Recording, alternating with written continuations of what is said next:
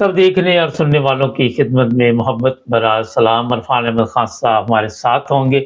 Ukraine जंग और मौजूदा क्या सूरत हाल है। अमेरिका ने बड़ा दावा किया है, बड़ी रकम वसूल की जाएगी। खान साहब, क्या हुआ, एकदम अमेरिका ने आंखें फेर ली? देखें, जो सूरत हाल चल रही थी यूक्रेन जंग के बारे में और जो बयानात दे रहे थे अपने अमेरिकन प्रेसिडेंट साहब इंतखाबी मुहिम के दौरान, उसको उन्होंने पूरा करने की तरफ वो आ गए हैं। और जो बुध के दिन कॉन्फ्रेंस हुई है, नेटो की पहली कॉन्फ्रेंस जिसे आप कह सकते हैं ब्रसल्स में, जिसमें अमेरिका के वजीर दिफा भी शामिल हुए हैं आपके, और उन्होंने ये कहा है कि भाई हम 2014 में जो यूक्रेन की बॉर्डर्स थे, हम उन बॉर्डर्स को मानते हैं और उनका मतलब एहतराम करने के लिए तैयार हैं कि यूक्रेन जो है वो उसी 2014 के बॉर्डर के अंदर अपने आप को महदूद कर ले। इससे मुराद ये ली जाएगी कि भाई जंग जो है वो अब बंद कर दी है।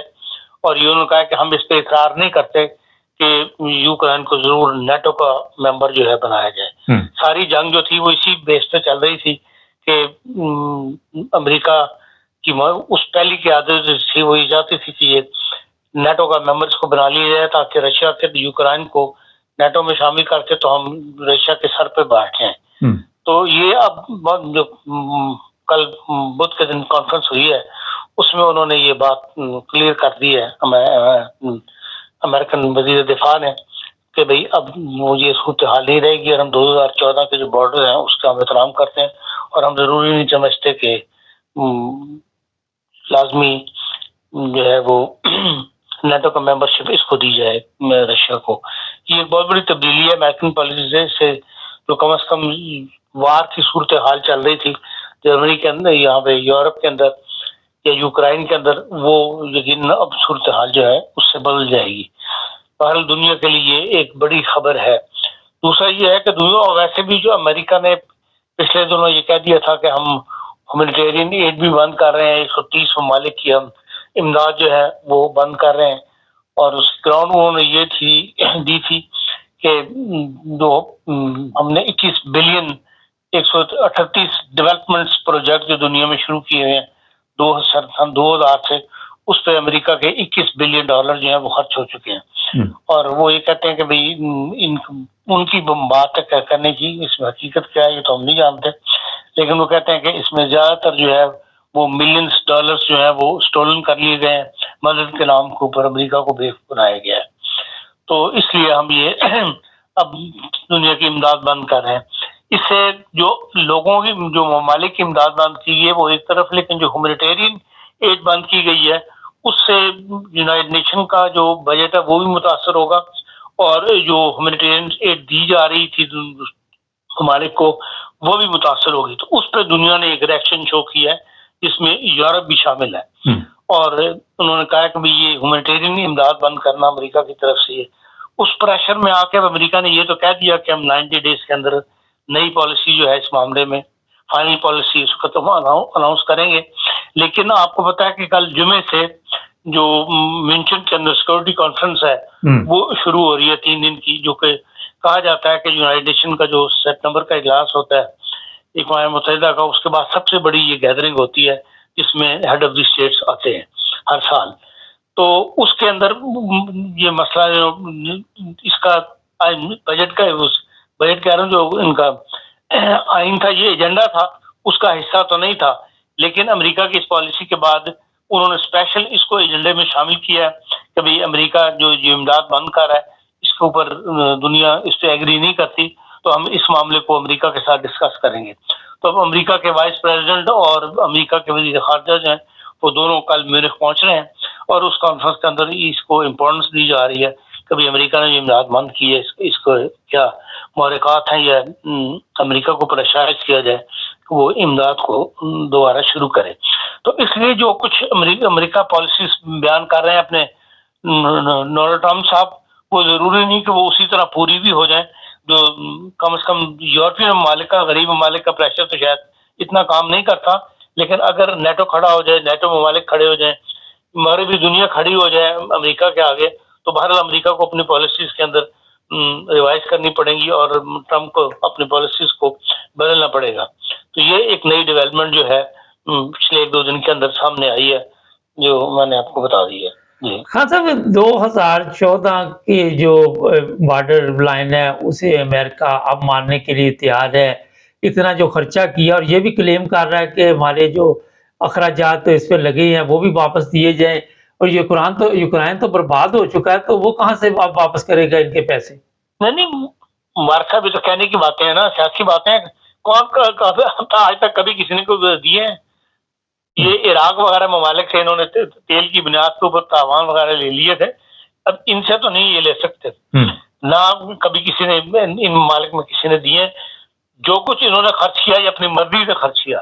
انہوں نے نیٹو کے نام کے اوپر امدادیں دی، پریشرائز کیا برطانیہ کو بھی، جرمنی کو بھی، فرانس کو بھی، کبھی آپ اتنا حصہ ڈالیں اس کے اندر، فرانس کے اندر، اور انہوں نے دیے. لیکن اس کو واپسی کا مطالبہ تو نہیں کر سکتے جب آپ نے اپنی مرضی سے دیا اور مرضی سے اپنا اسلحہ بیچا، اپنا اسلحہ وہاں لگایا.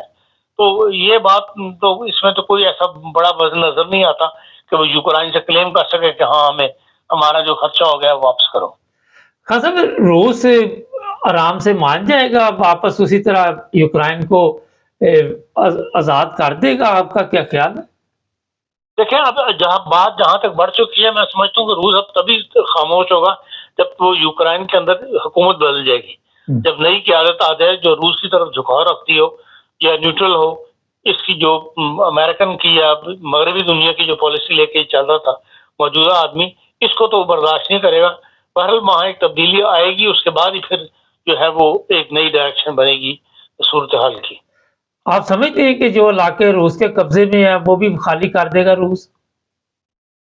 جب اگر قیادت بدل جائے گی، اس کی مرضی کی قیادت آ جائے گی، تو پھر اس کو بدلے، اس کو علاقے خالی کرنے میں کوئی اعتراض نہیں ہونا چاہیے. کیونکہ جب اس کا اپنا بندہ وہاں پر آ گیا یا اپنا اس کا اثر و رسوخ وہاں قائم ہو گیا، یہی وہ چاہتا ہے. ظاہر ہے جب انٹرنیشنل بارڈر بن گئے ہوئے ہیں، نئے ممالک وجود میں آ گئے ہوئے ہیں، تو پھر اس کے اوپر یہ تو نہیں کیا جاتا ان پر قبضہ کر لیا جائے. خان صاحب ایک اور یہاں پہ بڑا اہم سوال ہے، آپ کیا سمجھتی ہیں کہ یہاں پہ جو یوکرائن ہے اس کی یہ بہت بڑی غلطی تھی کہ وہ جو یورپی ممالک کے اور امریکہ کے پیچھے لگا؟ دیکھیں وہاں پر اصل میں تو روس جہاں پہ بھی امریکن نے مداخلت کرنی ہوتی ہے یا جس علاقے میں اس نے اپنا اثر و رسوخ قائم کرنا ہوتا ہے، وہاں سب سے پہلے وہ اپنی مرضی کی قیادتیں لے کے آتا ہے. یہ ہمیشہ امریکہ کی پالیسی رہی ہے. تو اب بھی انہوں نے پہلے وہاں پہ اپنا بندہ لے کے آئے ہیں، خریدا ہوا بندہ ہے جس کو وہ پھر امریکن پالیسی کو لے کے چلا ہے، یا اس کو امریکہ کو اپنی پالیسی وہاں رائج کرنے میں آسانی ہوئی، اور اس نے ملک کو جو ہے وہ امریکہ کے کہنے پہ جنگ جھونک دیا تھا. تو اتنی سالوں کی محنت کے باوجود ہی ہے نہ تو وہ امریکہ نیٹو کا ممبر بن سکا یوکرائن، اور اس کی وجہ یہی ہے کہ روس سر پہ تھا، اور روس کے مرضی کے بغیر یا جیسے امکانات ظاہر ہو رہے تھے کہ اگر یہ نیٹو کا ممبر بن گیا تو شاید روس حملہ کر دے. تو اس ڈر کی وجہ سے اور اس کے نیوکلیر پاور ہونے کی وجہ سے امریکہ کے جو ہے وہ کامیابی نہیں مل سکی ان کو، امریکہ کو اس طرح جس طرح وہ چاہتا تھا. یہ سمجھتے تھے کہ دو تین سال میں ہم وہاں کامیابی حاصل کر لیں گے، لیکن نہیں کر سکے.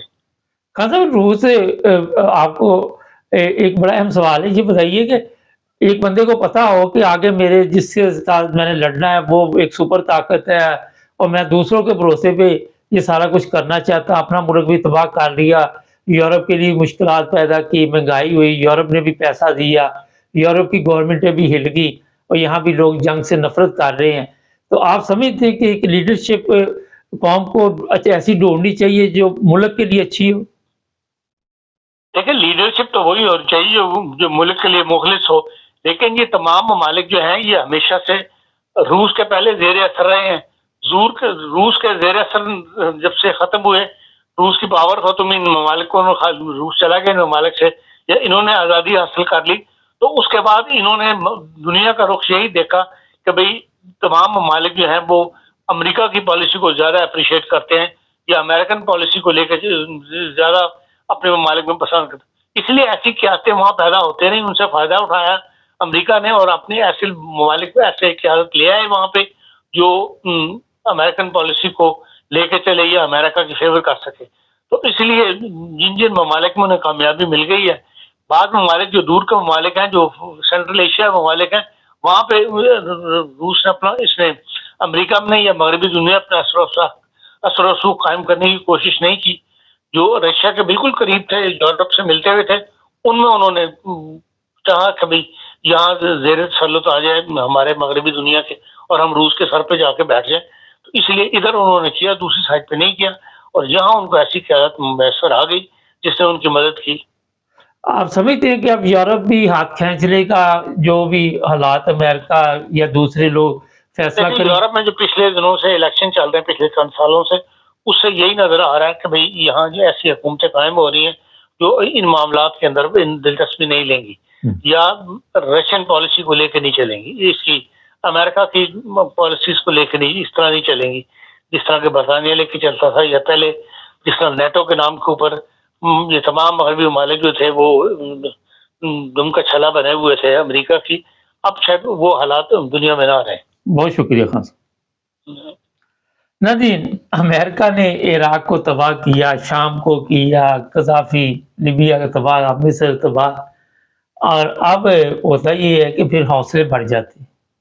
لیکن جو قیادت ہو جس ملک کی، جس عوام نے آپ کو منتخب کیا ہوا ہے، اگر آپ اس کے مخلص نہیں ہیں، یوکرائن کے جو صدر ہیں ان کے بارے میں آپ سب کے علم میں ہے کہ مختلف رائے لوگوں کی سامنے آتی رہی، پورا ملک برباد کر دیا، عوام تباہ کر دی، لوگ کھاتے پیتے ان کے گھر اجڑ گئے. تیسری جنگ جو تھی، جنگ عظیم ورلڈ وار، اس کے بادل منڈلاتے رہے، لوگوں کو ڈرایا دھمکایا گیا، لوگوں میں ایسی باتیں ہو رہی تھی کہ پتہ نہیں کسی وقت بھی یہ جنگ ہم بھی اس پہ تبصرے کرتے رہے.